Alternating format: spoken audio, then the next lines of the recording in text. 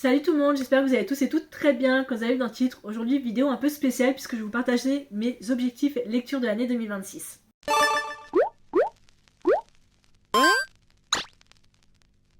Je me suis fixé des objectifs l'année dernière, bien que j'ai plus trop de souvenirs de ce que je m'étais fixé. Et là, cette année, je me suis dit 2026, ça va être mon année de lecture. Genre vraiment mon année de lecture. Et je me suis mis quelques objectifs. Bon, ça paraît beaucoup, mais pour moi, c'est pas énorme. Mais je me suis dit, c'est des objectifs.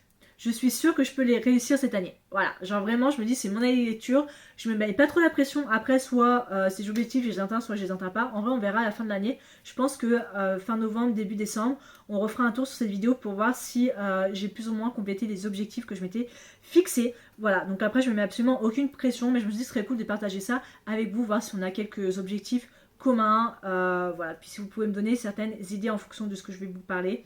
J'aimerais sortir un peu de ma zone de confort, lire un peu plus de livres, mais bon, on va voir ça tout de suite. Mon objectif principal, c'est lire entre 90 et 100 livres. Alors, je ne mets absolument aucune pression là-dessus. Alors, il y a quelques années encore, si je lisais 10 à 20 livres dans l'année, j'étais genre super fière de moi. 2024, je crois que j'ai dépassé le quota des 100 livres. Et l'année dernière, je me suis fixé 50 livres quand même, et j'en ai lu 94. Ce qui écoutait, ma foi, plutôt pas mal, j'ai envie de vous dire. Et là, cette année, je me mets 90-100 livres pour avoir large, pour voir extrêmement large, très loin, mais en vrai je me fixe absolument pas là-dessus. C'est vraiment me dire, si j'atteins les 90 livres, en vrai ce sera vraiment super. Si j'atteins les 100 livres, génial. Si j'atteins au-delà de 100, encore mieux, j'ai envie de vous dire. Mais voilà, c'est un objectif que je me fixe sans aucune pression, bien évidemment. Si j'atteins même la moitié 50 livres déjà dans l'année, ce sera vraiment génial. Mais le but, c'est que je sais que, alors je suis à un stade où je sais mon rythme de lecture, enfin je connais mon rythme de lecture, je sais plus ou moins ce que j'aime. Je sais comment je lis, je sais plus ou moins combien de livres je suis capable de lire dans le mois. Donc c'est pour ça que je mets la barre assez haute. Après, je félicite toutes les personnes qui même arrivent à lire 5 livres dans l'année. Voilà, je pense à ma soeur qui aimerait pouvoir lire 3 livres, qui soit capable de lire 3 livres dans l'année, parce que quand elle voit ce que je suis capable de lire en un mois, elle se dit ok, bah je peux le faire. Donc elle s'est fixé un objectif de 3 livres. Moi, je me suis fixé un objectif de 90 livres, donc c'est très très vague. Mais si franchement elle arrive à lire 3 livres rien que dans l'année, je la félicite déjà, ce serait vraiment incroyable. Donc bien sûr, je ne mets aucune pression là-dessus. Tout le monde a son rythme de lecture bien différent, tout le monde a un rythme bien différent, tout le monde a un style de vie très différent. Donc il n'y a pas forcément le temps de lire, même si moi je me lis 20 pages par jour, ce sera toujours 20 pages de gagner et je serai capable facilement de me lire un livre dans le mois si vraiment le livre fait 380 pages. Mais ce sera quand même génial. J'aimerais lire un peu plus de fantasy et essayer d'autres genres parce que je me suis rendu compte que l'année dernière, j'ai quand même lu beaucoup de romances contemporaines autant en VO que en VF. J'ai lu de la fantasy mais moins que d'habitude, alors qu'il y a quelques années encore c'était beaucoup plus fantasy et beaucoup moins romance. J'adore la romance, hein. Mais c'est vrai que j'en ai lu énormément et parfois j'ai l'impression que c'était un peu redondant, que c'était à peu près pareil. Donc c'est pour ça que j'aimerais essayer un peu plus de genre. J'ai mis sci-fi, dark romance, poésie, fiction et classique. L'année dernière je m'étais fixé l'objectif de lire un classique, chose que je n'ai absolument pas fait. Mais cette année, il y a l'Odyssée qui sort en film le 15 juillet. Et je me suis dit, je vais me relire l'Odyssée. Je l'ai lu quand j'étais au collège. Et là, je vais le relire pour le livre, bien sûr. C'est un gros pavé, mais je vais lire, je pense, vous savez, ils ont des éditions spéciales un peu raccourcies. Je pense que je vais acheter et je vais lire ça parce que voilà. Mais voilà, je vais me fixer à lire au moins un classique. Lire un peu plus de poésie parce qu'en vrai, la poésie, c'est vachement bien. Ça se lit super rapidement. Les proses et tout, je pense que ça peut être vachement cool. Je sais que j'en ai lu en 2024. J'ai lu Lait et miel, je crois, et je sais plus, mais j'ai lu en tout cas deux romans de poésie que j'avais beaucoup aimé. Lire un peu plus de sci-fi aussi serait bien. Dark romance, je me suis rendu compte que j'en avais lu un peu parce que Brynne Weaver c'est une autrice de dark romance, mais pour ma part, je n'avais pas tilté dark romance tout de suite. Mais en fait, si, voilà, donc j'ai lu un peu de dark romance, j'en ai découvert un peu l'année dernière avec Season of Carnage et My Blade, Your Heart, My Blade, quelque chose comme ça, de Ken Moronova que j'avais beaucoup aimé. Donc voilà, j'aimerais lire de la romance, soft romance, attention, hein, je suis pas encore dark romance, mais la soft romance pour plonger dedans, lire un peu plus aussi de fiction parce que je pense que ça peut être, le contemporain en lui-même ça peut être bien. Je pense contemporain fiction, je le mets un peu dans la même vibe, mais sans romance, parce que je pense que ça va être assez cool à découvrir. J'aimerais découvrir plus d'auteurs français, d'autrices françaises, parce que je sais qu'on écrit, nous les Français, beaucoup de romances. Et c'est vrai que je suis plus. Alors, Linda Dane, j'adore, c'est une de mes autrices romances préférées. Morgane Moncombe, je l'ai découvert en 2024 avec la saga Season que j'ai adoré. Alicia Garnier, j'ai découvert l'année dernière. Voilà, il y a AJ Broadschmidt aussi, je crois que c'est une autrice française, je peux peut-être me tromper. Voilà, j'ai découvert un petit peu quelques autrices françaises que j'avais beaucoup appréciées, et c'est vrai que je pense à, par exemple, cette année, il y a le Salon de la Romance à Lyon, la première édition, et même dans mes librairies, quand je vois des auteurs ou autrices qui viennent en dédicace, je connais pas forcément, et des fois je me dis, bah mince, alors ça se trouve, je passe à côté de certaines histoires, certains auteurs, certaines autrices qui peuvent être vraiment géniales. Donc voilà, si vous connaissez des auteurs ou des autrices qui peuvent potentiellement me plaire, dites-le moi en commentaire. Moi je suis hype à découvrir. Voilà, mon objectif vraiment c'est de découvrir plus d'auteurs français. Essayez d'acheter plus de livres en français. Alors ma bibliothèque est franchement, je pense composée à 85-90% de romans en anglais et 10 à 15% de romans en français. C'est vraiment pas beaucoup, et je compte pas les mangas. Hein, je compte pas les mangas. Ce qui est vraiment pas beaucoup, c'est vrai que j'ai beaucoup plus de livres en anglais que j'ai de livres en français. Ou les livres que j'ai en français, c'est vraiment ceux que j'avais quand j'étais en primaire collège. Donc, ça date, voilà. Mais c'est vrai que mes objectifs, c'est vraiment d'acheter plus de livres en VF. Quitte à ce que j'achète des livres en poche, je pense aux éditions PAL qui font de très très bonnes, très très belles éditions. Voilà, quitte à ce que j'achète plus de livres en poche, au pire je le ferai. Parce que après c'est vrai que j'admets qu'on va pas se mentir, les livres en français ça coûte quand même cher. Je veux dire 20-21 € parfois, 23 € pour un livre broché, et tu mets 25 à 30 € pour un livre relié, je trouve ça un peu cher. Alors qu'un livre en anglais, dans une vraie librairie qui ont les vrais prix, pour 30 € je peux repartir avec pas loin de 3 livres. C'est quand même énorme, tandis que 40 € tu repars avec 2 gros livres que tu es capable de lire rapidement, et voilà.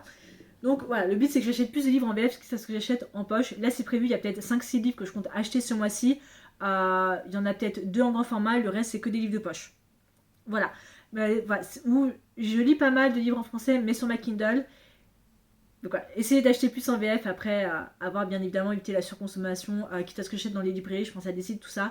Moi, faire la FNAC, à part si vraiment il y a un livre que je trouve pas, pareil sur Amazon, mais voilà, essayez d'acheter plus en VF. Essayez de lire mes 26 livres pour 2026. Voilà. C'est un objectif que je me fixe. L'année dernière, j'ai mis mes 25 livres pour 2025. Et c'est vrai que entre temps que j'ai fait la vidéo et entre temps que j'ai changé, en fait, j'ai changé plein de romans. Voilà. Et donc j'ai pas lu la moitié. En vrai, la moitié là, de 26, c'est 13. Si j'arrive à lire la moitié de 13 romans déjà, je trouve ça vraiment cool, ce serait vachement cool. Sachant que là, j'ai quand même 3 romans dans ma pile à lire de janvier que je me suis rendu compte faisaient partie de mes 26 livres pour 2026, qui sera, je pense, potentiellement la prochaine vidéo après celle-ci. Et je me dis c'est déjà pas mal, ce qui n'était pas du tout prévu, mais c'est déjà pas mal. Donc en vrai, je pense que c'est faisable. Peut-être mettre 2 romans qui sont dans ma palle 2026 dans ma pile à lire, comme ça, ce sera assez rapidement. Mais si je dis que la moitié, en vrai, ce sera déjà cool. Essayez de lire toute ma palle du mois. Il y a des mois où il y a des fois où il y a un mois je peux lire ma palle complet. Il y en a d'autres où des fois j'atteins pas parce que parce que le roman que je suis en train de lire ne m'intéresse pas, donc je me retrouve en panne de lecture. Donc finalement les livres que j'avais envie de lire, j'ai plus très envie de les lire. Donc maintenant mon objectif d'essayer de lire ma palle du mois, c'est essayer de mettre vraiment les livres qui me font envie, de mettre des suites de sagas parce qu'il y en a pas mal. J'ai quand même commencé pas mal de sagas l'année dernière à cause de ça, et ce qui fait que j'étais assez en arrière. Mais en vrai, je pense que c'est faisable si je me fixe un objectif. Là, j'ai mis 10 romans pour ce mois-ci, que vous pourrez trouver dans la palle d'ailleurs, palle de janvier là. Je me suis fixé 10 romans parce que c'est début de l'année et parce que tous les livres que j'ai très très envie de les lire. Et je pense que c'est justement parce que j'avais pas autant de livres en physique que ça, qui faisait que j'avais pas forcément envie de lire ma palle parce que c'était sur Kindle, je savais pas combien de pages j'en étais et que c'était long et que c'était sur les écrans.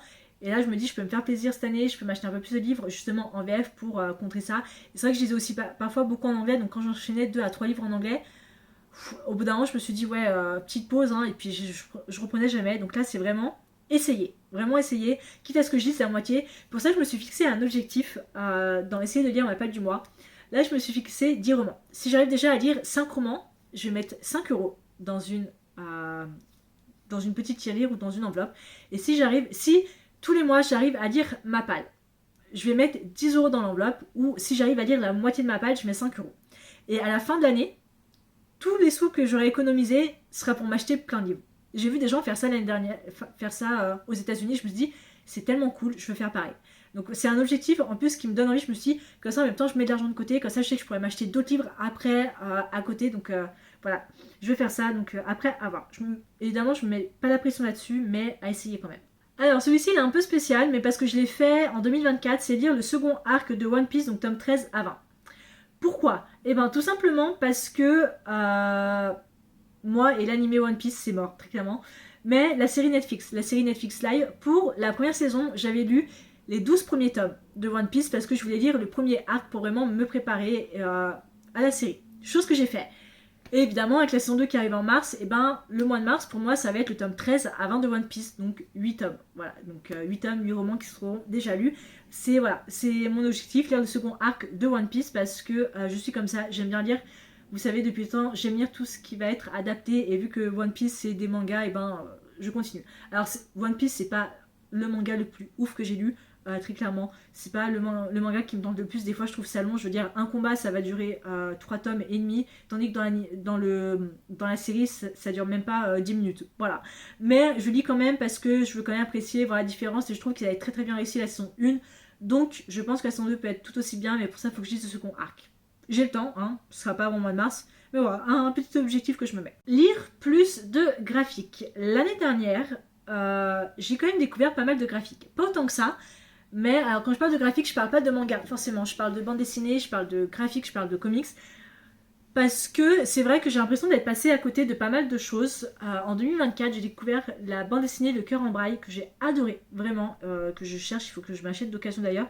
J'ai vraiment beaucoup aimé, il y a une suite ou un préquel, je crois, qui est sorti l'année dernière. Et j'ai pas eu l'occasion de le lire.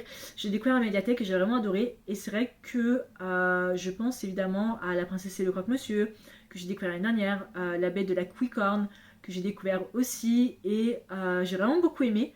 Et en vrai, des fois, lire des graphiques, ça reste quand même de la lecture. Peu importe ce que tu lis, manga, roman jeunesse, roman pour enfants, pour tout petit, ça reste quand même de la lecture, peu importe ce que tu lis.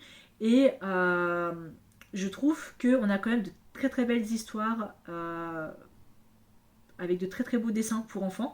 Et c'est vrai que même les graphiques, les mangas, les bandes dessinées et les romans graphiques, c'est quelque chose que j'aimerais beaucoup plus découvrir cette année. Quitte à ce que je passe à ma médiathèque tous les mois et que j'en prenne un ou deux et que je les rajoute dans ma palle, je pense que je vais faire ça. Donc voilà, c'est lire un peu plus de graphiques pour apprécier. Et comme ça, dès le moment où je me sens dans une panne de lecture, je vais lire un graphique et après ça ira mieux. Et après, je sais que je pourrai reprendre les livres que j'avais prévus. L'avant-dernier objectif que je me suis fixé, c'est lire pour le plaisir, parce que je me suis mis, je pense, un peu trop la pression l'année dernière à essayer de lire autant que tout le monde.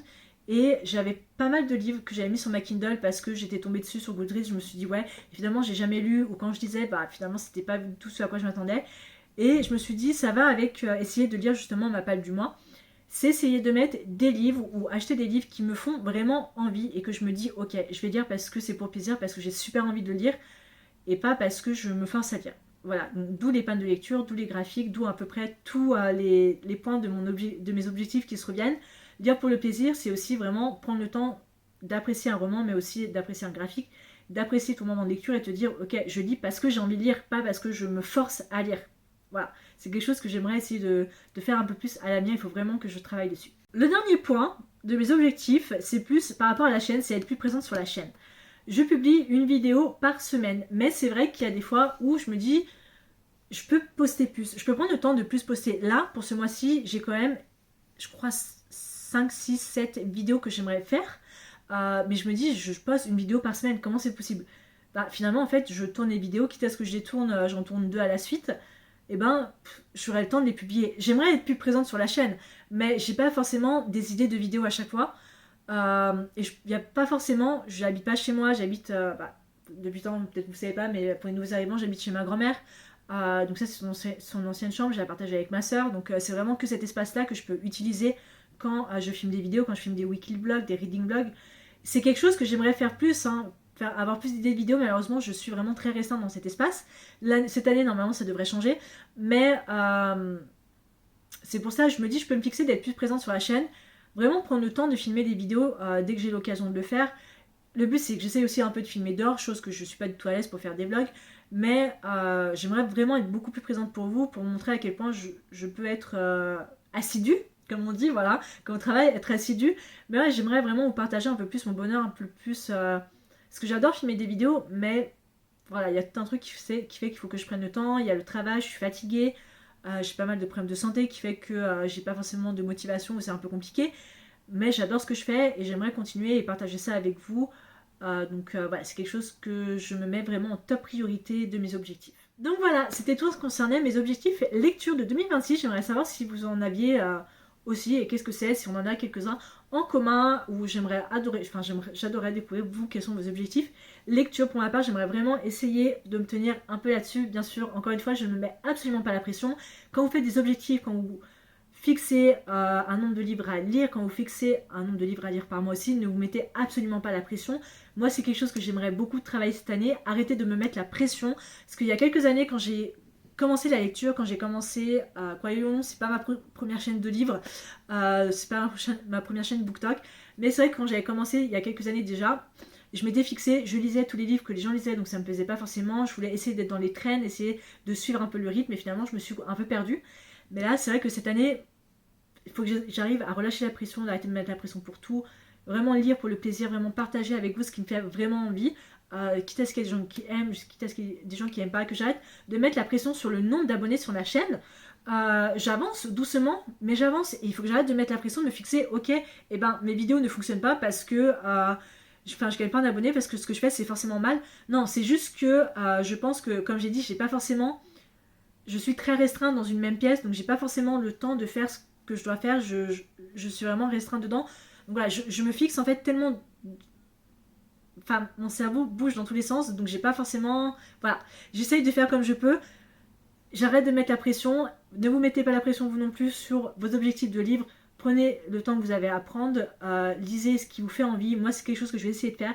Et je vous retrouve la prochaine fois. Je vais essayer de poster dans la même semaine pour une prochaine vidéo. Ciao!